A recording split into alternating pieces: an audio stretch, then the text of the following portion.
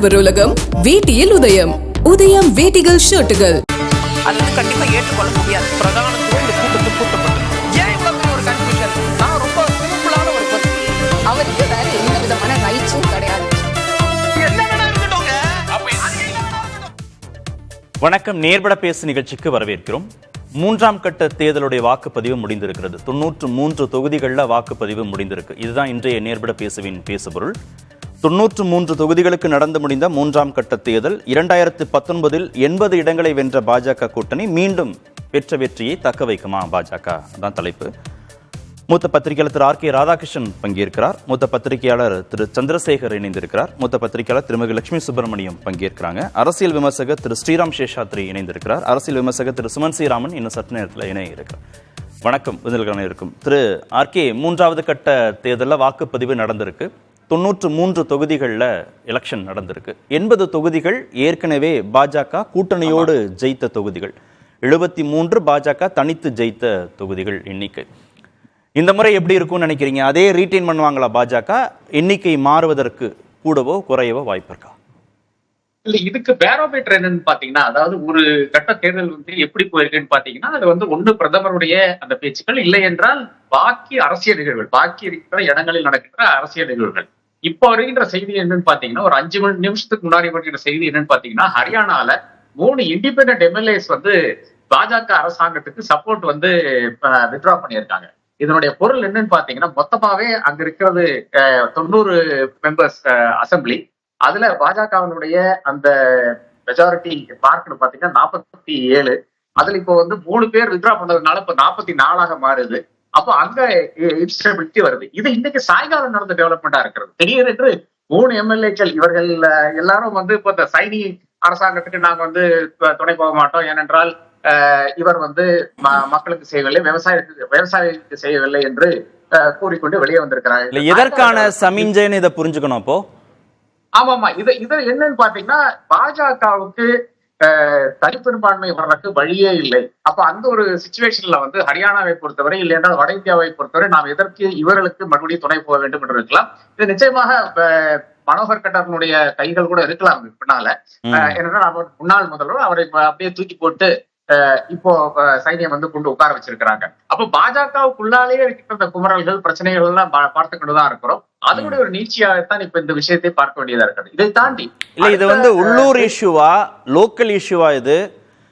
இல்ல நாடாளுமன்ற தேர்தல் முடிவுகளோடு சம்பந்தப்படுத்தி இந்த சுயேட்சை எம்எல்ஏக்கள் நிலவரத்தை புரிஞ்சுக்கிறாங்களா? ஆமா, இனி அடுத்த கட்டத்துலதான் அங்க தேர்தல் வருகிறது. அப்ப அதுக்கு முன்னால இன்னைக்கு சாயங்காலம் வந்து ஐயோ பாஜகவோட நின்னா சரி வராது, இது நமக்கு வந்து ப்ராஃபிட்டபிள் அல்ல என்று கண்டு, இது யாரும் கொள்கையெல்லாம் ஒண்ணும் பேசலைங்க. இது வந்து இந்த அரசாங்கத்துக்கு நாங்க துணை போயிருந்தா இனி முடியாதுன்னு சொல்லிட்டு வெளியே வர்றாங்க. இது ஒன்றாவது உள்கட்சி குழப்பமா இருக்கலாம், பாஜகக்குள்ளாலே இருக்கின்ற பிரச்சனைகளா இருக்கலாம். நான் சொன்ன மாதிரி முன்னாள் முதல்வரை தூக்கி ஓரம் கட்டிட்டு புது நபரை கொண்டு வைத்திருக்கிறார்கள். ஹரியானால ஏற்கனவே பல பிரச்சனைகள் நடந்து கொண்டிருக்கின்ற காலத்தில் வந்து திடீரென்று இப்படி ஒரு மாற்றம் வரும்போது அதனுடைய அந்த பொருள் என்பது என்னை பொறுத்தவரை அது இருந்தால் கூட பல இடத்துல டிசென்ட் இருக்கும். பிஜேபியில வந்து இன்றைக்கு வாக்குப்பதிவு நடந்ததுல பெரும்பாலான மாநிலங்கள்ல பாஜக ஆட்சி பொறுப்புல இருக்காங்க. டபுள் என்ஜின் சர்க்கார் அவங்களுக்கு கை கொடுத்துறாதா? ஆமாமா, அதை தாண்டி இவர்கள் வந்து பல இடங்கள், இது முக்காவாசி இடங்கள் வந்து இவங்கதான் ஜெயிச்சிருக்காங்க. அதனுடைய ஒரு கணக்கு கூட இருக்கிறது. இப்ப இவர் வந்து 79 சீட்டு மொத்தமாக பாஜக ஜெயித்த இடம். இந்த 93 வந்து 73 சீட்டு வந்து பாஜக ஜெயிச்ச இடம். இதுல 14 சீட்டு வந்து கர்நாடகாவில் இருக்கிறது. 14 சீட்டும் வந்து கர்நாடகா ஜெயிச்ச இடம். 9 வந்து எம்பியில இருக்கிறது. அந்த 9ஐயும் வந்து எம்பியில வந்து பாஜக ஜெயித்த இடம். யூபியில பாத்தீங்கன்னா 10 இடத்துல 9 இடம் வந்து பாஜக ஜெயித்த இடம். மகாராஷ்டிரால 11 இடத்துல 7 இடம் பாஜக ஜெயித்த இடம். அதே மாதிரி சத்தீஸ்கர்ல பாத்தீங்கன்னா 7 இடத்துல 6 இடம் அப்ப என்டிஏ ஜெயிச்ச இடமா இருக்கிறது. பீகார் எடுத்தீங்கன்னா 5 கம்ப்ளீட்டாக 5 இடங்கள்ல தேர்தல் நடக்குது. 5ம் ஜெயித்த இடம். 2 இடம் தாத்ரா நகர் ஹவேலில. அதே மாதிரி கோவால 1, வெஸ்ட் பெங்கால் அனைத்துமே 90%. ஆமா, மொத்தமாக இந்தியா கூட்டணியை பாத்தீங்கன்னா 10 சீட்டு தான் இந்த தேர்தலில் வந்து போன தேர்தல் ஜெயிச்சிருக்காங்க, அதைத்தான் டிஃபெண்ட் பண்றாங்க. அப்ப எப்படி பார்த்தாலும் ஒரு தொய்வு தான் வரும். இதுல தொய்வு வர்றதுக்கு காரணங்கள்னு பாத்தீங்கன்னா இப்ப ஹரியானால ஒரு பிரச்சனை நடக்கிறது, அவர்கள் வந்து வெளியே வருகிறார்கள் என்று இந்த ஒரு கட்டத்துல பாஜகக்குள்ள டிசென்ட் இருக்குங்க எப்பவுமே. ஆனால் எந்த கட்சியா இருந்தாலும் டிசென்ட் இருக்கும். திமுகக்குள்ளே டிசென்ட் இருக்கிறது. இப்ப தலைமையை பிடிக்காத நபர்கள் இருப்பார்கள். ஆனா எதற்கு கவனம் இருக்காங்கன்னு பாத்தீங்கன்னா, இங்க இருந்து வெளியே போனா நமக்கு அரசியல் வாழ்வே கிடையாது என்ற இடத்துல இருந்துதான் அவர் அனைவரும் யோசிப்பார்கள். அங்க போனா நமக்கு என்ன பெனிஃபிட் வரும்ன்றதை யோசிப்பார்கள். அந்த இடத்துல இருந்து ஒரு ரிஸ்க் எடுக்கிறதுக்கு ஒரு 3 பேர் தயாரா இருக்கிறார் என்று பார்க்கும்போது நிச்சயமாக அது பொருள் இருக்கிறது. இரண்டாவதாக கர்நாடகத்தை பொறுத்தவரை அந்த பிரஜ்வல் ரேவண்ணாவுடைய அந்த கையாண்ட விதம், இன்னைக்கே நான் ஒரு பதிவு போட்டிருக்கேன். அது நரேந்திர மோடியும் அமித்ஷாவும் நினைத்தால் எப்ப வேணாலும் இந்த ஒரு நபரை வந்து தாராளமாக தூக்கி இந்தியாவுக்கு கொண்டு வர முடியும். ஏனென்றால் அவருடைய பாத்து தெரியவில்லை, டிப்ளமேட்டிக் பாஸ்போர்ட்ல இருக்காரு. ஒவ்வொரு நிமிடமும் வந்து அவர் எங்க இருக்கிறார் என்று தெரியக்கூடிய அந்த வாய்ப்பு வந்து நிச்சயமாக ஒரு அரசாங்கத்துக்கு இருக்கிறது, குறிப்பாக பாரத அரசாங்கத்துக்கு இருக்கிறது. அப்படி இருந்தும் கூட அந்த நபரை வந்து இன்னும் இந்தியாவுக்கு கொண்டு வரல. சாதாரண ஒரு செக்ஸ் ஸ்கேண்டல்லாம் கிடையாதுங்க, இது ஒரு செக்ஷுவல் பிரெடேட்டர். 400க்கும் மேற்பட்ட பெண்களை வந்து பாலியல் கொடுமைக்கு உள்ளாக்கிய ஒரு நபரை வந்து இன்றைக்கு அது தேர்தலுக்கு முன்னால் நடந்தாலும் விஷயம் எல்லாம் விட்டுருங்க, அது இது வெளியே வந்த வெளிச்சத்துக்கு வந்த பிறகு இன்னும் அவரை வந்து கொண்டு வரவில்லை. இது ஏறத்தாழ ஒரு பில்கிஸ் பானுடைய கேஸ் மாதிரி, மணிப்பூரில் நடந்த பெண்களுக்கான அவலம் மாதிரி, உன்னாவோ ஹத்ராஸ் மாதிரி அந்த மாதிரி ஒரு விஷயமாகத்தான் இதை பார்க்க வேண்டியதா இருக்கிறது. இது பெரிய இம்பாக்ட் வந்து பெண்களுக்கு மத்தியில வந்து கர்நாடகாவில் உருவாக்கி இருக்கிறது. நான் ஷாக்குங்க. அதான் நான் இப்ப சமீபத்துல நேற்று முந்தானத்துல ஹைதராபாத்ல இருந்த அங்க கூட, அதாவது அடுத்த அண்டைய மாநிலம் ஒரு கர்நாடகத்தில் வந்த பெரிய நியூஸ்கள் எல்லாம் தான் அங்க வரும். இது ஒரு மாபெரும் நியூஸாக வந்து எல்லா இடத்துலயும் வந்து வீடியோஸ் கூட சர்க்குலேட் பண்ணி கொண்டிருக்கிறார்கள். அது பெரும் கொடுமை. அப்படி இருந்தால் கூட மக்களுக்கு ஷாக் இருக்கு இல்லையா? அதாவது 3000 வீடியோ டேப்ன்றது, அது 3000 அந்த நம்பர் தான் எல்லா இடத்துலயும் வட கர்நாடகாவில் கூட அதுதான் ஒரு பெரிய பேச்சாக எல்லா இடத்துலயும் இருக்கிறது. இதை தாண்டி ரெண்டு விஷயங்கள். ஒண்ணு வந்து ஃப்ரீ பஸ் பாஸ் வந்து மிக தெளிவாக எல்லா இடத்திலும் போய் சேர்ந்திருக்கிறது, பெண்களுக்கான ஃப்ரீ பஸ் பாஸ். அதே மாதிரி அவர்களுக்கான அந்த 1500 ரூபாய் நினைக்கிறேன் அந்த ஒரு மாத ஊதியம் வந்து அனைவருக்கும் கிடையாது, அது ஒரு குறிப்பிட்ட நபர்களுக்கு வறுமை கூட்டு அவங்க ஒரு இலக்கு வச்சிருக்காங்க. அந்த இலக்கு கீழே இருக்கின்ற அனைவருக்கும் போய் சேர்க்கிறது என்ற ஒரு விஷயம் இருக்கிறது. அப்ப பெண்கள் ஓட்டு வந்து ஏறத்தாழ காங்கிரஸுக்கு முடிவான ஒரு சூழ்நிலையில் வந்து இந்த மாதிரி ஒரு டேப் வரும்போது கம்ப்ளீட்டா அது வந்து சீல் பண்ணுகிறது. இது 14 சீட்டும் பிஜேபி ஜெயிச்சதுனால என்னை பொறுத்தவரை 14 சீட்டு ஒன்றும் அதே 14 மீண்டும் கிடைக்க வாய்ப்பு இல்லைன்றீங்க பாஜகவுக்கு. ஆனா அப்படி இருந்தால் கூட 14 out of 14 வர்றதுக்கு சான்ஸே கிடையாது. என்னை பொறுத்தவரை ஒரு 7 இல்லை என்றால் அது நியர்லி பாதியாக குறைஞ்சு விடும் என்று நான் நினைக்கிறேன். ஓகே, திரு சுமந்த், நீங்க என்ன எஸ்டிமேட் பண்றீங்க? 93 தொகுதிகள்ல 80 தொகுதிகள் கடந்த முறை பாஜக ஜெயிச்சது, இப்போ எவ்வளவு அவங்க ரீடைன் பண்ண முடியும் நீங்க நினைக்கிறீங்க? இல்ல, பரவலாக போல்ஸ்டர்ஸ் சொல்றது வந்து முதல் ஃபேஸ்ல ஒரு 20 சீட்டும் இந்த ஃபேஸ்ல ஒரு 22 சீட்டும் குறையும் பாஜகவுக்கு அப்படிங்கிறது தான் பொதுவான கருத்து. அதுல கர்நாடகாவில கணிசமாக ஒரு முதல் 2 ஃபேஸ்ல சேர்த்து 20 முதல் 2 ஃபேஸ்ல சேர்த்து 20 சீட். ஏன் அப்படின்னு பாத்தீங்கன்னா, முதல் 2 ஃபேஸ்ல பிஜேபிக்கு அவ்வளவு ஸ்டேக்ஸ் இல்ல.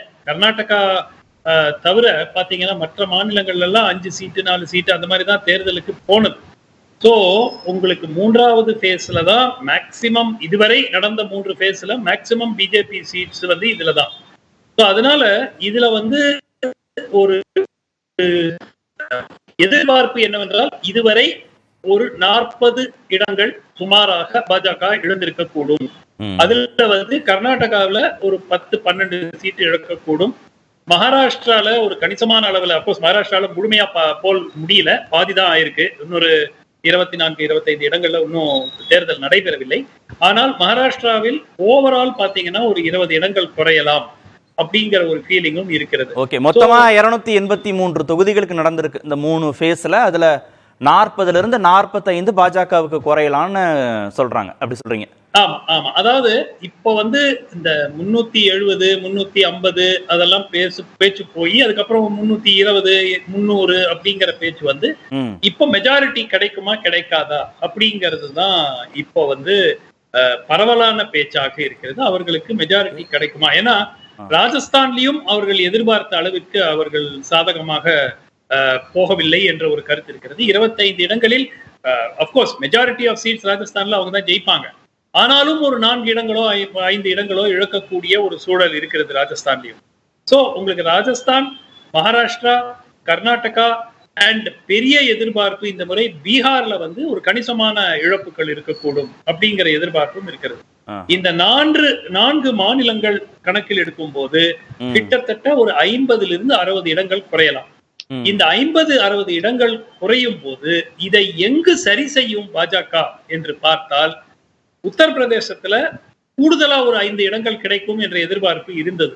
ஆனால் இந்த கேம்பெயின் புரோகிரஸ் ஆக சென்ற முறை கிடைத்த 65 இடங்கள் தக்க வைத்துக் கொண்டால் அதுவே ஒரு சாதனையாக விடும் பாஜகவிற்கு.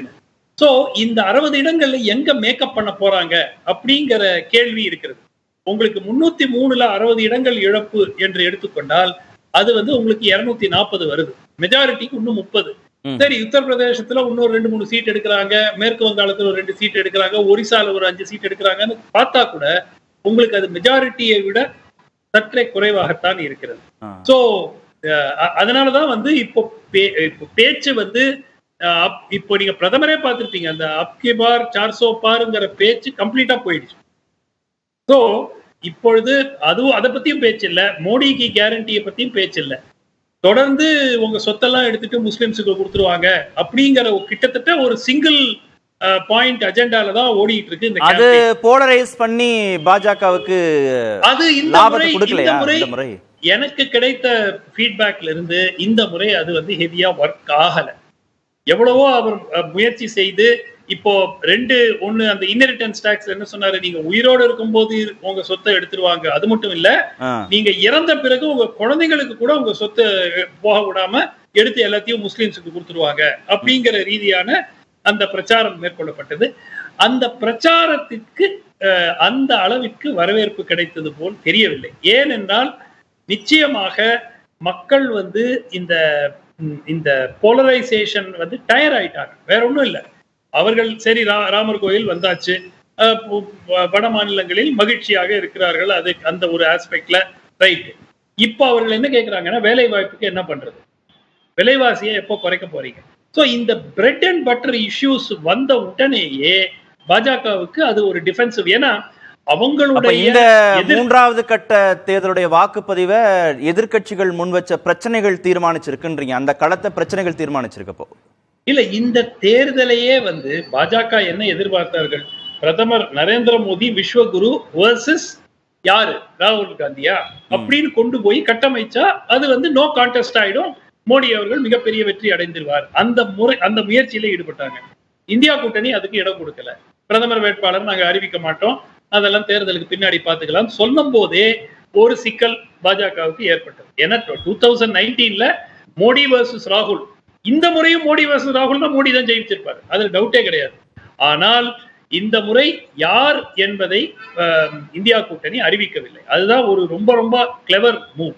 2வது மிக முக்கியமாக இந்த பிரெட் அண்ட் பட்டர் இஷ்யூஸ்ல போக்கஸ் பண்ண இவ்வளவு பெரிய கேம்பெயின், பிரதமர் வந்து ஒவ்வொரு மாநிலத்துக்கு போய் அங்க பிரச்சாரம் செய்யணுங்கிறதுக்காக தான் இவங்க இவ்வளவு நாள் அந்த தேர்தலை இழுத்து வச்சு 2.5 மாசம் போட்டாங்க.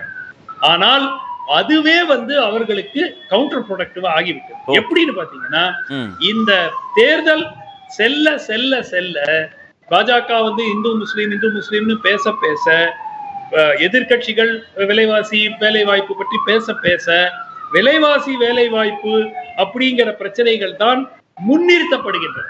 அது வந்து பிஜேபிக்கு ஒரு ஒரு ஒரு மைனஸ் பாயிண்ட் ஆகிருக்கு.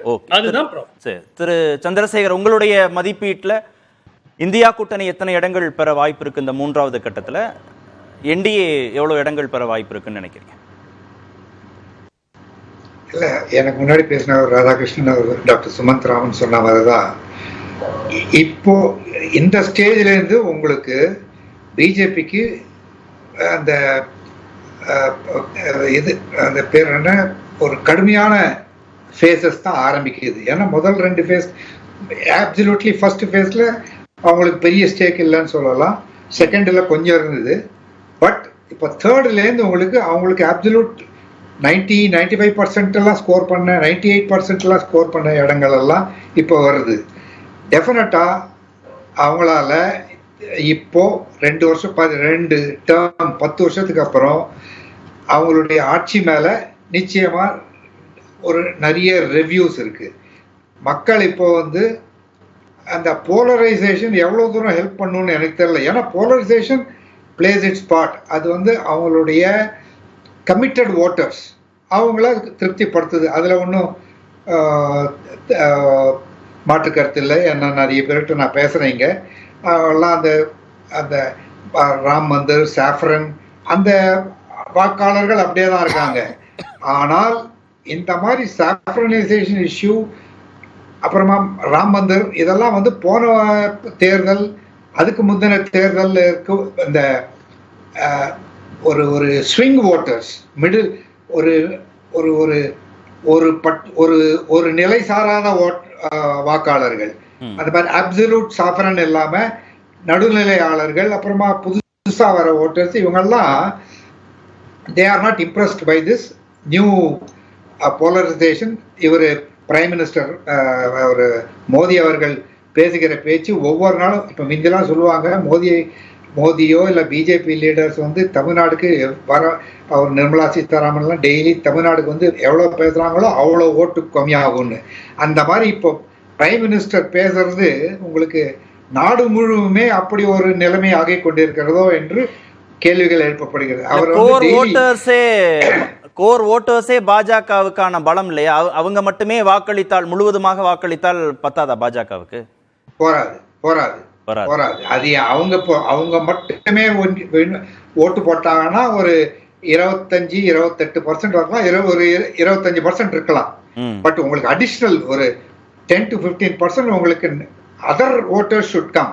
தட் இஸ் அவங்கள சாராத இருந்தவங்க அவங்களால் ஈர்க்கப்பட்டு போன தேர்தலில், அதுக்கு முந்தின தேர்தலில், போன தேர்தலில் நிச்சயமா அந்த தேசியவாதம் என்று சொல்லப்பட்ட அந்த புல்வாமா தாக்குதலுக்கு பின்னாடி வந்த விஷயம், அதுக்கப்புறம் முதல் எலெக்ஷன்ல அவர் டெவலப்மெண்ட்னு சொல்லி வந்த விஷயம், அதெல்லாம் அவங்கள ஈர்க்கப்பட்டு அவங்க அந்த பக்கம் போனாங்க.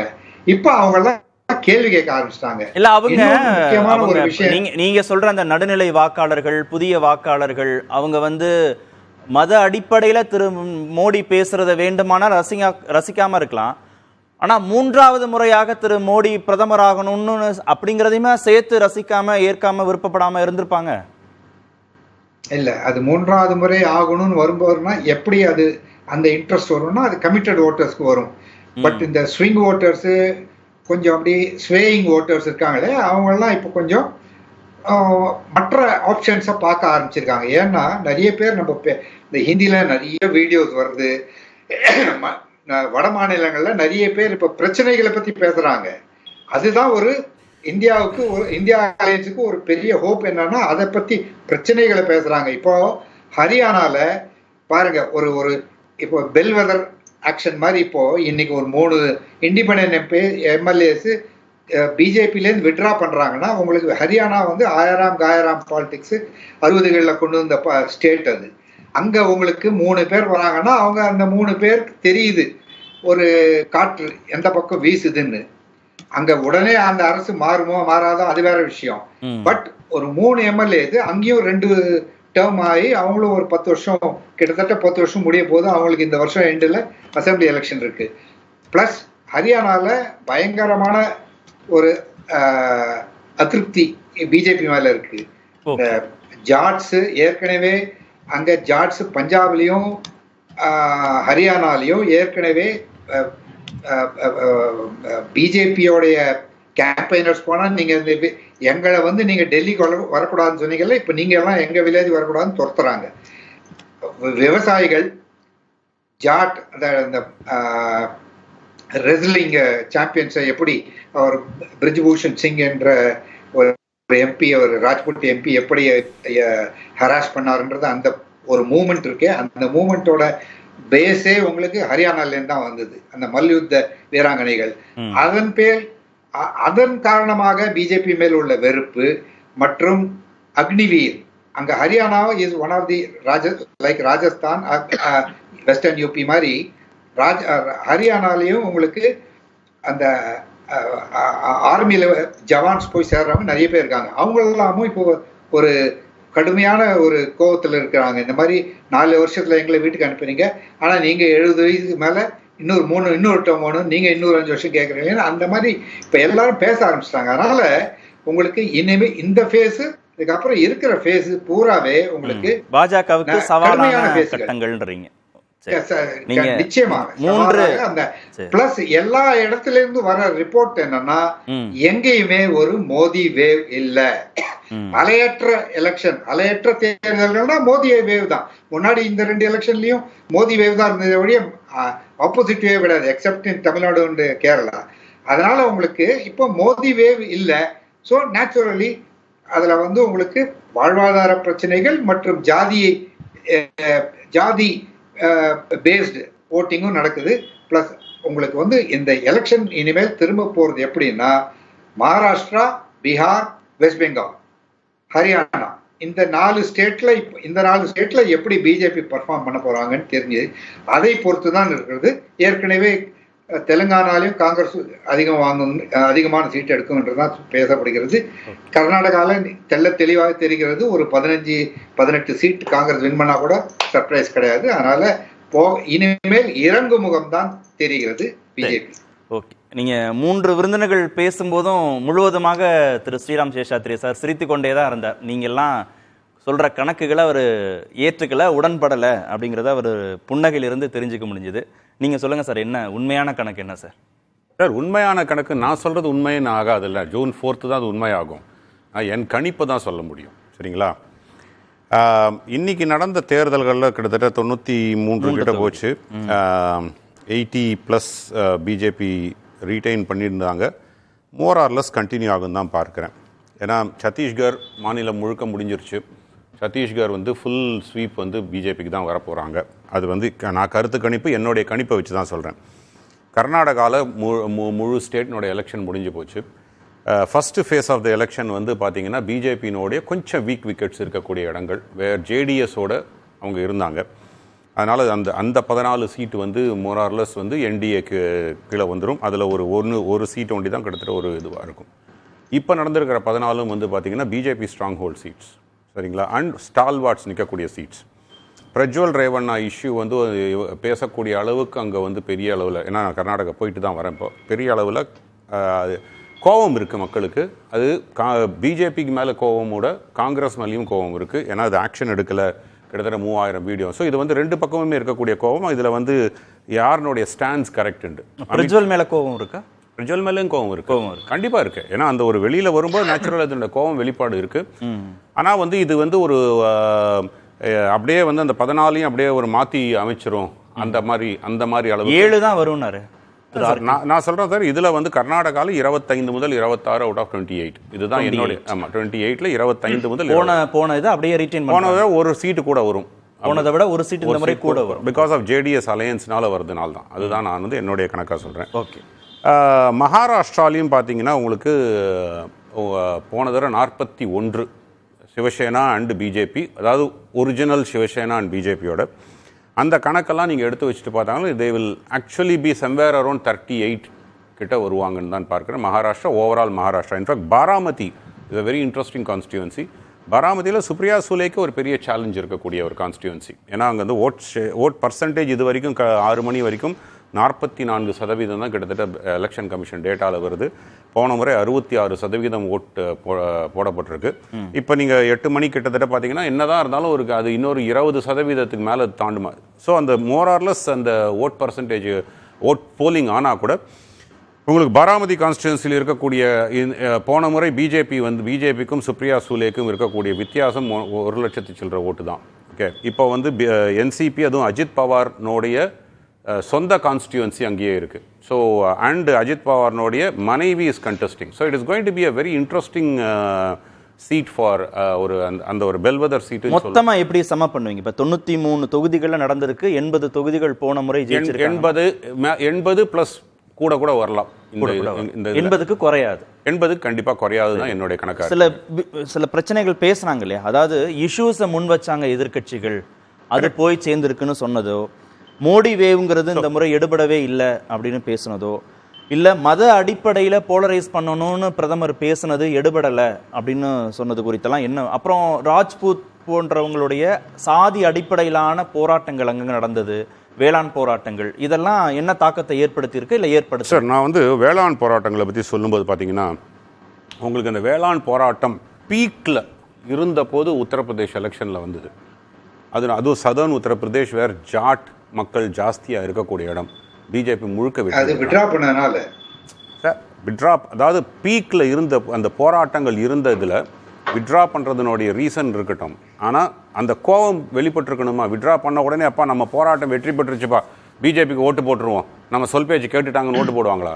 மக்களுடைய மனநிலையை நீங்கள் யோசிச்சு பாருங்கள், psychological feeling of the voters. நாங்கள் வந்து இவ்வளோ 1.5 வருஷம் கிட்டது மேலே போராட்டம் பண்ணி தான் நீ விட்ரா பண்ணணும்னா அப்போ I want to show you எங்கள் பவர் என்னன்னு வாக்கில் காமிக்கணும். இல்லை, அந்த சதர்ன் உத்தரப்பிரதேஷ் முழுக்க வின் பண்ணாங்க. இவங்களுக்கு இடம் குறைஞ்சதெல்லாம் வெஸ்டர்ன் உத்தரப்பிரதேஷில் தான் குறைஞ்சதே தவிர, பட் சதர்ன் உத்தரப்பிரதேஷ் அந்த ஜாட் மக்கள் இருக்கக்கூடிய அந்த வேளாண் போராட்டத்தில் கலந்துக்கிட்ட மக்கள் இருந்த இடத்துல முழுக்க அந்த இடம் முழுக்க வின் பண்ணாங்க. So I'm just correlating that. இந்த முறை உங்களுக்கு இவர்னோட இந்த பார்ட்டி அது என்ன ஆர்பிஎல் ஃபர்காட் தட் ஆர்எல்டியும் இவங்களோட கூட்டணியில் இருக்காங்க. என்னை பொறுத்த வரைக்கும் உத்தரப்பிரதேசை பொறுத்த வரைக்கும் எந்த ஒரு சஃபாலஜிஸ்ட்டும் சொல்ல முடியாத ஒரு விஷயத்தை சொல்லக்கூடியவர்கள் அங்கே இருக்கக்கூடிய படகோட்டிகள். நீங்கள் என்ன தான் பெரிய நான் வந்து சஃபாலஜிக்கலே நான் பெரிய ஆள், நான் வந்து 10 எலெக்ஷனை நான் வந்து கணிசமாக கணிச்சிருக்கேன் அப்படின்னு சொன்னால் கூட அவர்கள் தான் நான் கரெக்டான ஒரு நிலைமையை சொல்லக்கூடியவர்கள். அவர்கள் வந்து 76 சொல்கிறாங்க அவுட் ஆஃப் 80. ஓகே, உத்தரப்பிரதேஷில் அவர்கள் கொடுக்கக்கூடிய நம்பர் அது வந்து தட்ஸ் அ லோவஸ்ட் நம்பர் என்டிஏக்கு அவர்கள் கொடுக்கறது. ஓகே, ஸோ இதெல்லாமே வச்சு பார்க்கும்போது இந்த மோடி வேவ் இல்லைன்றது வந்து அவர் சொன்னார் பார்த்தீங்களா, அது மோடி வேவ்ன்றது வந்து நீங்கள் எந்த மாதிரி சொல்லுவீங்க? 2014 was a wave, 2019 was not a wave. In fact 2009 அதாவது ஹார்ட்கோர் இந்துத்துவா இல்ல ஹார்ட்கோர் பிஜேபி ஓட்டர்ஸ் வந்து போட்டுறாங்க. இல்ல நடுநிலை வாக்காளர்கள், புதிய வாக்காளர்கள் மோடி வேண்டும் நினைக்கிறவங்கள்ட்ட எடுபடல இந்த முறை மோடி. அதான் எந்த பேசிஸ்ல சொல்றாங்கன்னு தெரியல. பிகாஸ் நான் வந்து I am just comparing data analytics plus on the ground data நான் கலெக்ட் பண்ண வரைக்கும். இல்ல ஒரு பிரச்சனை இருக்கு. ஒரே நிமிஷம் சொல்லி முடிச்சிடறேன். 2019 கிட்டத்தட்ட ஒரு வருஷத்துக்கு மேலேயே வந்து எல்லாருமே சொல்லிட்டு வந்தது இந்த முறை பிஜேபி ஆட்சி வராது, கூட்டணி ஆட்சி தான் வரும் அப்படின்னு சொல்லிட்டு வந்தது. ஆனால் தே பெட்டர்டு தட். என்ன உடனே வந்து புல்வாமானால வந்தது அப்படின்னு சொல்றதெல்லாம் வந்து புல்வாமானால தான் ஓட்டு போட்டு வந்ததுன்னா உங்களுக்கு வந்து சதர்ன் டிஸ்ட்ரிக்ஸில் வந்து கர்நாடகாவில் வந்திருக்கவே கூடாது. ஏன்னா Karnataka didn't have a major impact on that. So இது வந்து நம்ம வந்து ஒரு சால்ஜாவுக்கு ஒரு ரீசன் சொல்லிக்கலாம். But somewhere on the ground people are getting fatigued with not having a ஒரு கேள்விக்கு சொல்லுங்க, நான் சுருக்கமாக நான் லட்சுமி மேடத்துக்கு போகிறேன். இந்த வேலை வாய்ப்பு, விலைவாசி உயர்வு, சாதிவாரி கணக்கெடுப்பு, இடஒதுக்கீட்டுக்கு பிரச்சனைன்னு வச்சதெல்லாம் எடுபட்டிருக்கா, எடுபடலையா? சார், சாதிவாரி கணக்கெடுப்புன்றது வந்து உங்களுக்கு எலெக்ஷன்ல பெரிய அளவுக்கு தாக்கத்தை ஏற்படுத்தல. வேலை வாய்ப்பு, விலைவாசி உயர்வு, வேலை வாய்ப்பு விலைவாசி உயர்வுன்றது பார்த்தீங்கன்னா நீங்கள் வந்து எந்த விதத்தில் அது இம்பேக்ட் ஆகுதுன்றது வந்து பாசிட்டிவ் அண்ட் நெகட்டிவ் இருக்கான்னு சொல்லிட்டு எந்த ஒரு எலெக்ஷன்லையுமே வேலை வாய்ப்புனாலையோ விலைவாசினாலையோ எனக்கு ஒரு அட்லீஸ்ட் லாஸ்ட் 10 எலெக்ஷனில் சொல்லுங்க பார்ப்போம். இதனால தான் வந்து வேலை வாய்ப்பு விலைவாசினால எலெக்ஷன் தோற்றார்கள் என்று. ஆக்சுவலி அது எலெக்ஷனில் வந்து அது பெரிய அளவில் ஒரு 1% 1 or 2% தான். when you are talking about a 10% gap or 15% gap, the 1 or 2% impact வந்து உங்களுக்கு அவங்களுடைய வெற்றி வாய்ப்பை குறைக்காதுன்ற அளவுக்கு தான் நான் பார்க்கிறேன். ஆர்கே சார், நான் வரேன். ஒரு மேடத்தில் போயிட்டு நான் திரும்ப வரேன்.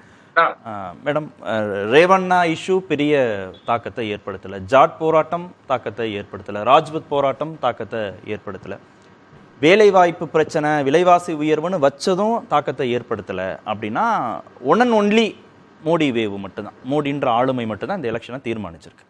அப்போ ஏன் பாரதிய ஜனதா கட்சிக்கும் பாரதிய ஜனதா கட்சி தலைவர்களுக்கும் இவ்வளோ பதட்டம்? மங்கள் சூத்ரால் ஆரம்பித்து இன்னைக்கு எரும மாட்டில் போய் நிற்கிது அவங்க பிரச்சாரம்.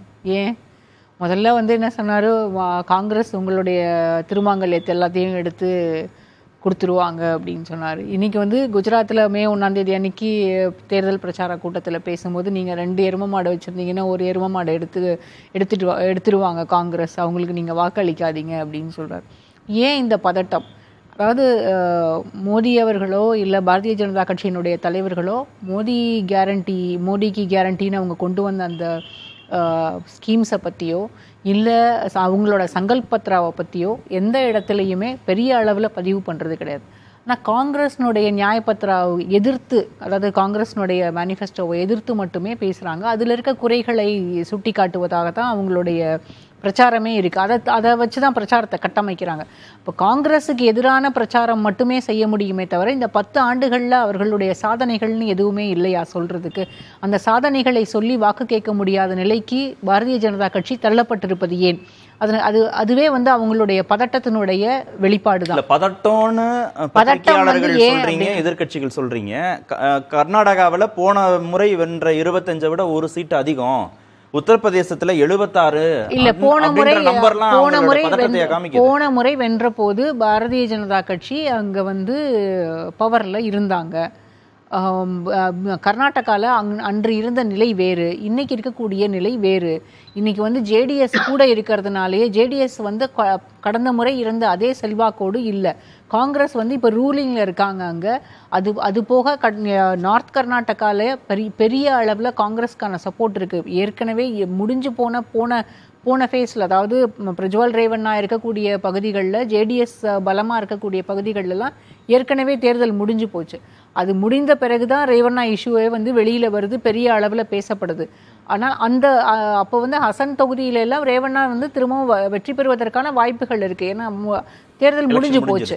இப்போ நார்த் கர்நாடகாவில் நடந்த எலெக்ஷனில் பெரும்பாலான இடங்களில் காங்கிரஸுக்கு வெற்றி வாய்ப்புகள் அதிகம் இருக்கிறது. இன்றைக்கு நடந்து முடிஞ்சிருக்கு இந்த 93 இடங்களில் ஏற்கனவே பிஜேபி 80 தொகுதிகளில் பலமாக இருந்தாலுமே காங்கிரஸ், அதாவது குஜராத்திலேயே போன சட்டமன்ற தேர்தலில் இந்த 26 இடங்களில் 3 இடங்கள் அந்த சட்டமன்ற தேர்தல்களில் காங்கிரஸ் இந்தியா கூட்டணிக்கு ஆதரவாக தான் அவங்களுக்கு தான் வெற்றி கிடைச்சிருக்கு. அப்போ வந்து சட்டமன்ற தேர்தலில் பலமாக, சட்டமன்ற தேர்தலுக்கு வேறு அளவுகோல், லோக்சபா எலெக்ஷனுக்கு வேறு அளவுகோல்னு நம்ம வச்சுக்கிட்டாலுமே அவங்களுடைய அந்த பலம் வந்து இந்த முறை ஏன் கை கொடுக்காது? வச்சிருக்காங்கல்ல பாஜக 51% இருக்கலாங்க. எப்போதுமே நீங்க வந்து ஆன்டி இன்கம்பன்சி இல்லாம இருக்காது. அதாவது குஜராத்தில் வந்து தொடர்ந்து வெற்றி பெற்றது மாதிரியே இந்தியாவிலையும் முழுக்க லோக்சபா எலெக்ஷன்லையும் எல்லா தேர்தல்கள்லையுமே அதே பலத்தோடு வெற்றி பெற்று விட முடியும் அப்படிங்கிறது கிடையாது. ஏன்னா ஒரு மாநிலம் வேறு, இந்தியா முழுக்க அப்படிங்கிறது வேறு. உத்தரப்பிரதேசத்துலலாம் பெரும்பாலான இடங்களில் வந்து வேலையின்மை அப்படிங்கிறது ஒரு பெரிய பிரச்சனையாகவே அங்கெல்லாம் இருக்கு. ஹரியானா, ராஜஸ்தான் காங்கிரஸை பொறுத்த வரைக்கும் அவங்க எதிர்பார்க்கறது என்னன்னா, காங்கிரஸை பொறுத்த வரைக்கும் என்னன்னா ராஜஸ்தானும் பீகாரும் பெரிய அளவில் அவங்களுக்கு கேம் சேஞ்சராக இருக்கும்னு அவங்க எக்ஸ்பெக்ட் பண்ணுறாங்க. அதுக்கான வாய்ப்புகள் அதிகமாக இருக்கிறது. ஏன்னா பீகாரை பொறுத்த வரைக்கும் அங்கே ஏற்கனவே வந்து ஜேடியு வந்து பெரிய அளவில் பலமாக இருந்தாலும் அவங்களுடைய பலம் வந்து திரும்ப நிதிஷ்குமாரனுடைய அந்த கூட்டணி மாறினது. அது வந்து அவங்க நிதிஷ்குமார் ஜேடிஎஸ் மேலே இருக்கக்கூடிய அதிருப்தி அதிகமாக இருக்கிறது. இந்த முறை அந்த அதிருப்தி வெளிப்படும் அப்படின்னு தான் எதிர்பார்க்கப்படுகிறது. ஒருவேளை அந்த அதிருப்தி வெளிப்பட்டால் பீகாரில் இந்தியா அலையன்ஸ்க்கு ஃபேவரபிளாக நிறைய தொகுதிகள் அவங்களால வெற்றி பெற முடியும். அதே போல எவ்வளவு கணிக்கிறீங்க? 80 தொகுதிகள்னா அவர் 80 தொகுதிகள் அப்படியே இருக்கும்னாரு. 80 தொகுதிகளும் அப்படியே இருக்கும்னு சொல்ல முடியாது. கிட்டத்தட்ட இதுல வந்து 20% 25% பாரதிய ஜனதா கட்சி குறைஞ்சு போயிடும் அப்படின்னு தான் நினைக்கிறேன். மேபி குஜராத் வந்து முழுக்க என்டையர் 26 எடுத்தாலுமே கர்நாடகா வந்து என்னை பொறுத்த வரைக்கும் காங்கிரஸ் வந்து பெரிய அளவில் அவங்களுக்கு ஸ்வீப் இருக்கும்னு நம்புறாங்க. அதே மாதிரி தான் இப்போ ராஜஸ்தான்ல நடந்த சில தொகுதிகளும், மகாராஷ்டிராவில் வந்து இப்போ சிவசேனாவும் என்சிபியும் கூட தான் இருக்காங்க. ஏக்நாத் ஷிண்டேவும் அஜித் பவாரும் பிரிஞ்சு வந்திருந்தாலும் அவங்க ஒரு ஃபேக்ஷன் தான். அவங்களுக்கு இருக்கக்கூடிய வாக்கு வங்கியை விட கட்சி பெருசு, கட்சிக்கான வாக்கு. ஓகே, ஆர்கே சார் குறுக்கிட்டீங்க. எனக்கு 2 ஷார்ட் பாயிண்ட்ஸ் தான். ஒண்ணு வந்து 2014 வந்து அனைவரும் விரும்பினோம் ஒரு ஆன்டி கரப்ஷன் கவர்மெண்ட் வரணும் விரும்பினா அதுல வந்து மோடி வேவே கிடையாது. தயவு செய்து மோடி வேவ்னு சொல்லாதீங்க. நானும் வரவேற்றேன். மோடி வர்றதை வந்து நானும் வரவேற்றேன். பிஜேபி வர்றதை நானும் வரவேற்றேன். ஒண்ணு. 2019 பல தலைவர்கள் இருந்த அந்த ஒரு தருணத்தில் வந்து நடந்த ஒரு தேர்தல். இந்தியா மாதிரி ஒரு கூட்டமைப்பு கிடையாது. ஒரு மோடி வேவ் விட இந்த இட் வாஸ் அன் ஆன்டி ஓட்டுன்றத நானும் பாக்குறேன். 37% எடுத்துக்கொண்டு அது ஒரு வேவ் எலெக்ஷன் என்று சொல்ல முடியாது.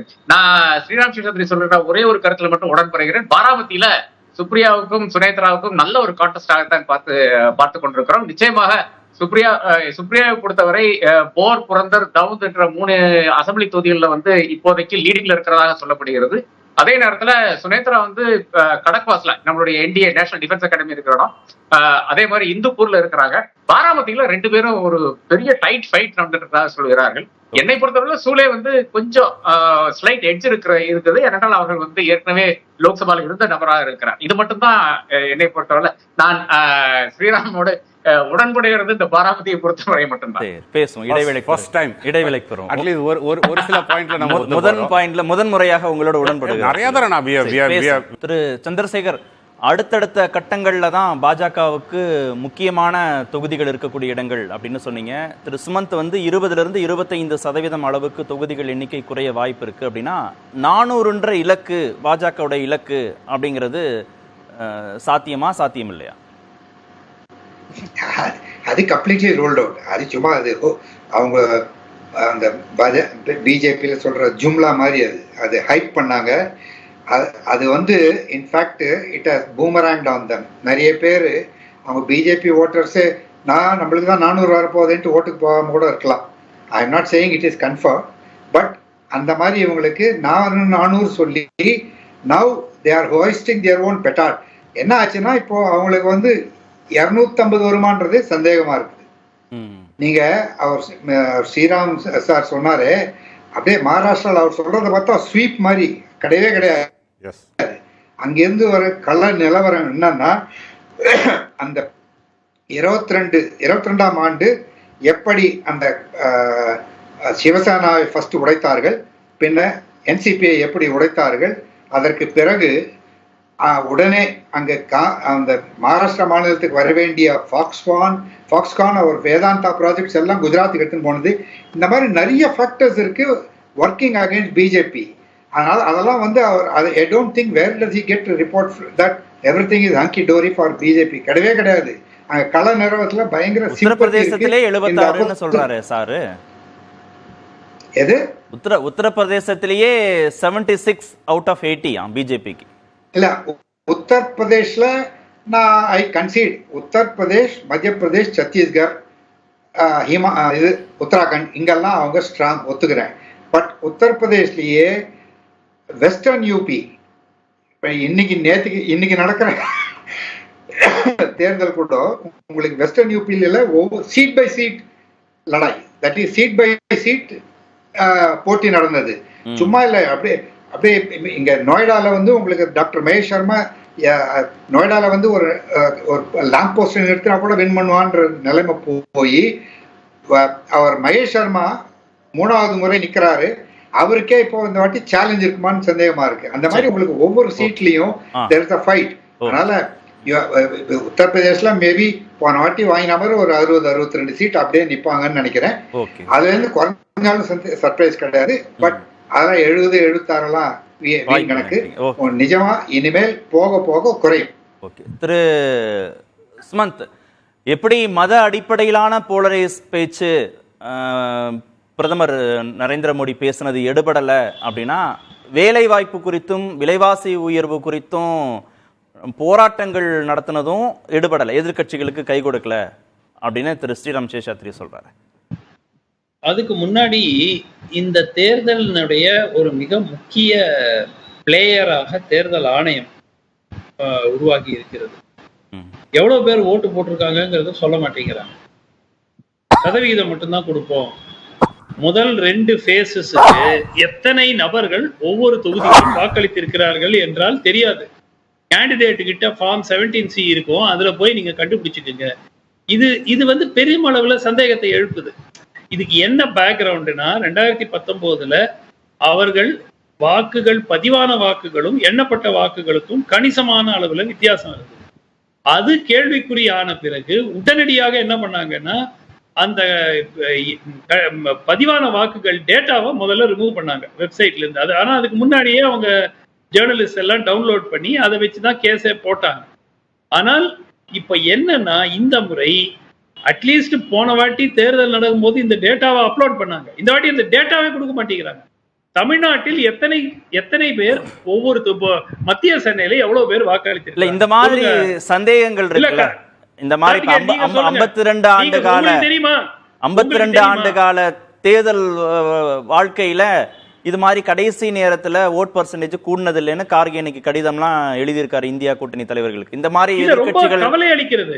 இல்ல இந்த சந்தேகம் எலெக்ஷன் கமிஷன் வந்து பாஜகவுக்கு உதவி செய்யுதுங்கிற அந்த சந்தேகத்தை வலுப்படுத்திறாங்க. சந்தேகம் நான் ஒண்ணு கேக்குறேங்க, ஒரு வெறுப்பு வீடியோ வந்து கர்நாடக பாஜக பொது வெளியில் சோசியல் மீடியால போடுறாங்க. இது 3 நாளா ஓடிட்டு இருக்கு. இன்னையோட கர்நாடகால தேர்தல் முடிஞ்சு போகுது. இன்னைக்கு யாருக்கு எழுதுறாங்கன்னா எக்ஸ் தளத்துக்கு எழுதுறாங்க, அந்த வீடியோ எடுத்துருங்க. ஏன் பிஜேபிக்கு எழுதக்கூடாதா? நான் என்ன கேக்குறேன், பிஜேபி கர்நாடகா தங்களுடைய அபிஷியல் ஹேண்டில் பதிவு செய்திருக்கிற ஒரு போஸ்ட், ஒரு வெறுப்பு ஊட்டக்கூடிய ஒரு போஸ்ட். இப்ப இந்த போஸ்ட் டெலீட் பண்ணுங்கன்னு யாருகிட்ட சொல்லணும்? நீங்க ட்விட்டர் கிட்டயோ எக்ஸ் தளத்துக்கிட்ட நீங்க லெட்டர் நோட்டீஸ் அனுப்புறீங்க, ஏன் பிஜேபி கிட்ட அது கூட சொல்ல மாட்டீங்களா? சரி, பிரதமர்கிட்ட கேட்க வேண்டாம், கர்நாடக பிஜேபி கிட்ட கேட்க மாட்டீங்களா? கேட்போம் பேசும். திரு ஸ்ரீராம் சேஷாத்ரி, கள நிலவரம் பாஜகவுக்கு சாதகமா இல்ல, அதனால ஏற்பட்ட பதற்றத்துல மத அடிப்படையில் பிரதமர் பேசுகிறார். அதுவும் கை கொடுக்காத நிலையில தேர்தல் ஆணையம் மறைமுகமாக பாஜகவுக்கு உதவி செய்கிறதோங்கிற சந்தேகத்தை எதிர்க்கட்சிகள் முன்வைக்க தொடங்குறாங்க. சார், முதல்ல மத அடிப்படையில் பேசுகிறாங்கன்னு சொல்கிறத வந்து யார் அதை எடுத்து கொடுத்தது? இந்த மாதிரி வந்து உங்களுக்கு இருக்கிறவங்கள்ட்ட நான் வந்து நான் ஆட்சிக்கு வந்தால் ஒரு வீட்லேயும் எக்ஸ்ரே பண்ணுவேன், உங்கள்கிட்ட எவ்வளோ இருக்குன்னு எடுத்து கொடுப்பேன், இதெல்லாம் வந்து ஹைதராபாத்லேயோ இல்லைன்னா வந்து உங்களுக்கு வயநாட்டில் பேசினது யாரு? சொல்லவே இல்லை, காங்கிரஸ் சொல்லவே இல்லை. நான் உங்களுக்கு வீடியோ காமிக்கவா? நான் வீடியோ காமிக்க எக்ஸ்ரே எடுப்போம், ஒரு வீட்டுக்கும் போய் எக்ஸ்ரே எடுப்போம், அங்கிருந்து எடுத்து நான் பணத்தை எடுப்போம். நாங்க வந்து நான் பேசுறேன் வெல்த் ரீடிஸ்ட்ரிபியூஷன் இல்ல தவறான தகவலே இல்ல. வெல்த் ரீடிஸ்ட்ரிபியூஷனை பத்தி ராகுல் காந்தி பேசல, நீங்க சொல்லுங்க பாப்போம். இல்லங்க, இண்டிவிஜுவல் மக்கள் இருக்கிற சொத்தை எடுத்து இன்னொருத்தருக்கு கொடுப்போம்னு எங்கேயுமே அவர் சொல்லல. வெல்த் ரீடிஸ்ட்ரிபியூஷனை பத்தி ராகுல் காந்தி பேசல. 2 எருமை மாடு வச்சிருந்தா ஒண்ண கொடுத்துருவோம்னு சொன்னாங்க. ஒரு பொலிட்டிக்கல் பார்ட்டி வெல்த் ரீடிஸ்ட்ரிபியூஷன்ன்றதை இன்டர்பிரட் பண்றது அப்படிதான் சார் பண்ணுவாங்க. அதை எப்படி இன்டர்பிரட் பண்ண முடியும்? சொல்லாததை எப்படி ஏன் பண்ண கூடாதுன்றீங்க? தப்பா எப்படி இன்டர்பிரட் பண்ண? ஏன்னா உங்களுக்கு இவர்களுடைய விஸ்வகுரு சொல்லாததை சொன்னார்கள்னு இன்டர்பிரட் பண்ண முடியும். இவர்களுடைய ஆஸ்தான குருவாக இருக்கக்கூடிய சாம் பிட்ரோட இந்த நீங்க மேனிஃபெஸ்டோல இவ்வளவு கொடுத்திருக்கீங்களே, இதெல்லாம் எப்படி மீட் பண்ணுவீங்கன்னா மிடில் கிளாஸை டாக்ஸ் பண்ணுவோம்னாரு. இல்லன்னு சொல்லுங்க, நான் உங்களுக்கு வீடியோ கொடுக்குறேன். என்னங்க? இல்ல நான் உங்களுக்கு வீடியோ கொடுக்குறேன். இல்ல நான் வீடியோ மிடில் கிளாஸ் சார், நான் ரெஸ்பான்சிபிளா இந்த வேர்டை யூஸ் பண்றேன். மிடில் கிளாஸ் அதிகமா டாக்ஸ் பண்ணுவோம் நாங்க. நான் உங்களுக்கு நான் உங்களுக்கு அந்த வீடியோ இல்ல ஆர்கே, அந்த வீடியோ நான் பர்சனலா உங்களுக்கு எல்லாரும் மறுக்கறாங்க. நெக்ஸ்ட் இல்ல நான் 4 பேர் மறுக்கறாங்க. இப்ப கொடுக்குறேன் அரங்கத்துல இருக்கிற. இல்ல சார், நான் இப்ப சொல்றேன், போஸ்ட் பண்றேன், நீ போடுறீங்களா சொல்லுங்க. கார்த்திகேயன், நான் சேலஞ்சிங் யூ. காங்கிரஸ் டிஸ்ஓன் பண்ணியாச்சு சார். சாம் பிட்ரோடா டிஸ்ஓன் பண்ணேன்னு சொல்லுங்க, அத பத்தி எனக்கு அக்கறை கிடையாது. அவர்கிட்ட இதை பத்தி கேள்வி கேட்ட போது மேனிஃபெஸ்டோல இவ்வளவு விஷயம் சொல்லிருக்கீங்களே, 1 லட்சம் ரூபாய் இளைஞர்களுக்கு கொடுப்போம், 1 லட்சம் இஸ்லாமியர்களுக்கு கொடுப்போம் சொல்லிருக்கேன். வெயிட் பண்ணுங்க, 1 லட்சம் ரூபாய் நாங்கள் இளைஞர்களுக்கு கொடுப்போம், 1 லட்சம் ரூபாய் மகளிர் கொடுப்போம் சொன்ன பொழுது எப்படி இதை மீட் பண்ண போறீங்க, ரிசோர்சஸ் எங்கன்னு கேட்ட போது மிடில் கிளாஸ் அதிகமா டாக்ஸ் பண்ணுவோம். இந்த வார்த்தையை நான் வந்து I will own this word. Middle class சொல்லல, மிடில் கிளாஸ் சூப்பர் ரிச் இல்ல அமெரிக்கால இருக்கிற இன்ஹெரிட்டன்ஸ் ஃபர்ஸ்ட் சொல்லவே இல்ல. நாங்க இப்ப நான் சேலஞ்ச் பண்ண உடனே மிடில் கிளாஸ் இல்லன்றாங்க. இன்னும் கொஞ்ச நேரம் கழிச்சு நான் ப்ரூஃப கொடுக்கிறேன். அப்ப வந்து இல்ல சார், அடுத்த புரோகிராம்ல Karthikeyan, I am giving you a challenge. அடுத்த புரோகிராம்ல I want all of us together. Super rich வேற, மிடில் கிளாஸ் வேற. நான் வந்து சாம் பிட்ரோட மேனிஃபெஸ்டோ வந்த 2வது நாள் இன்டர்வியூ நான் சொல்றேன். சரி, நம்ம கடந்துட்டோம். இல்ல நீங்க இல்ல ஐ அம் சேலஞ்ச், நான் ஓபனா உங்களுக்கு ஏர்ல சேலஞ்ச் பண்றேன். சரி, அதே இதுக்கும் மதத்துக்கும் எங்க சம்பந்தம் சார்? மதத்துக்கு இல்ல சார், அவர் பேசுனது நான் வந்து வெல்த் ரீடிஸ்ட்ரிபியூஷனை பத்தி பேசிட்டு இருக்கேன். சரிங்களா? நம்ம மத அடிப்படையில போலரைஸ் பண்றாருன்னு பேச இல்ல. ப்ளீஸ் எனக்கு நீங்க அந்த டயத்தை கொடுங்க. அதே மாதிரி நான் வந்து ஒரு நான் எக்ஸ்ரே நீங்க பேசுனதுனால எல்லாரும் புரிஞ்சுக்கிறாங்க. அதான் சொல்றேனே, because when you are uncomfortable don't allow the people to மதம் எங்க வந்து நான் சொல்ல வந்த விஷயமே wealth redistribution. நான் மதத்தை பத்தி எங்க பேசினேனா? நான் வந்து இல்லைங்க, பேசுறேன் ஒரு நிமிஷம். நான் வெல்த் Okay. ரீடிஸ்ட்ரிபியூஷன் பத்தி இல்லையே, பேசிட்டு இருக்கேன். மதத்துக்கு கம்ஃபர்டபுளா இருக்காங்க பாஜக பிரதமர் பாஜக வந்து கம்ஃபர்டபுளா இருக்காங்க எண்ணிக்கையில தூக்கி Okay, அந்த okay. wealth இல்ல, இல்ல, தூக்கி wealth முஸ்லிமுக்கு redistribution. கொடுத்துருவாங்கன்னு கடைசியில இவங்க சொல்றாரு. சொன்னது சொல்லிடுறேன். 2019 when கர்நாடகால வந்து பாஜக ஆட்சியில இருந்து அதனால அவங்க பெரிய அளவில் எடுத்தாங்கன்னு இவங்க சொன்னாங்க. 2019 எலெக்ஷன் நடந்த போது குமாரசாமி அவர்களுடைய ஆட்சி காங்கிரஸ் அண்ட் ஜேடிஎஸ் ஆட்சி நடந்தது. இது ஒன்னே லாஸ்ட் பாயிண்ட் நீங்க முடிக்கிற நேரம் லாஸ்ட் பாயிண்ட் எனக்கு நீங்க டைம் கொடுக்கல என்கிட்ட சரி, என்னோட கொடுங்க. பேசுறது இல்ல, இல்ல, எல்லாரும் நீங்க குறுக்க பேசுறாங்க. factual-ஆக தவறா வரும்போது குறுக்கிட தானே சார் செய்வாங்க எல்லாரும். நான் சேலஞ்ச் அப்ப நான் இதுக்காக அவங்களை allow பண்ணாம சரி, இருக்கேன். கார்த்திகேயன், நான் சேலஞ்ச் எடுத்துக்கிறீங்களா? சரி, இல்ல இல்ல என் சேலஞ்ச் உங்களுக்கு இருக்கிற அதே உரிமை அவங்களுக்கும் இருக்கு. Correct sir. நான் சொல்லாதத சொல்றீங்க. அவங்க எல்லாம் பேசும்போது நான் பொறுமையா இருந்துட்டு தானே என் பதில் எல்லாருமே சொல்றேன். factual இல்ல இல்ல இல்ல இல்ல வெயிட் பண்ணு Karthikeyan. I waited for my chance and then நான் நடுவுல குறுக்கிட்டேனா குறுக்கிடல இல்ல. ரெண்டாவது sir RK don't use this word. நான் உங்களுக்கு காமிச்சேனா அடுத்த சரி, நான் சொல்றேன்னா, நான் சொல்றேன். It is unfortunate that what I said on individual on inheritance tax in the US is being twisted by Godi media to divert attention. இல்ல இல்ல இது ரெண்டாவது இன்டர்வியூ. இது ரெண்டாவது இல்ல இல்ல wait wait. Select don't be a selective amnesia. RK don't have a selective amnesia. இது வந்து இன்ஹெரிட்டன்ஸ் இது இன்ஹெரிட்டன்ஸ் நான் manifesto வெளில வந்து ரெண்டாவது நாள் நடந்த interview. there are two different interviews. நீங்க டோன்ட் பீ செலக்டிவ். சரி, இன்னொரு அமர்வுல பேசுவோம் சார். இல்ல இல்ல இன்னொரு அமர்வுல கடைசியா வந்து வேலை வாய்ப்பை பத்தி இன்னொரு அமர்வுல பேசுவோம். இல்ல இல்ல நீங்க வந்து because you are சரி, முடிங்க. இல்ல வேலை வாய்ப்பை பத்தி உத்தரப்பிரதேசல பத்தி பேசினாங்க. உத்தரப்பிரதேசல வேலை வாய்ப்பினுடைய இண்டெக்ஸ் நீங்க போய் பார்த்துட்டு அடுத்த ப்ரோகிராம்ல அந்த இண்டெக்ஸை சேர்த்து வச்சு பேசலாம். ஓகே நன்றி. Don't B select. சரி, நம்ம பேசுவோம். இன்னொரு சந்தர்ப்பத்துல பேசுவோம். இல்ல நான் நேரத்துக்கே நேரம் கொடுக்காம தான் நிறைவே செய்றேன். நன்றி. நிகழ்ச்சியில் பங்கேற்ற அனைத்துவர்களுக்கும் நேர்பட பேசுனது. சிம்பிளான ஒரு person. அவருக்கு வேற எந்த விதமான ரைட்ஸும் கிடையாது. என்ன வேணா இருக்கட்டும்ங்க. அப்ப உதயம் கொண்டாட்டம் உதயம் கோலாகலம் ஆடவர் உலகம் வேட்டியில் உதயம். உதயம் வேட்டிகள் ஷர்ட்டுகள்.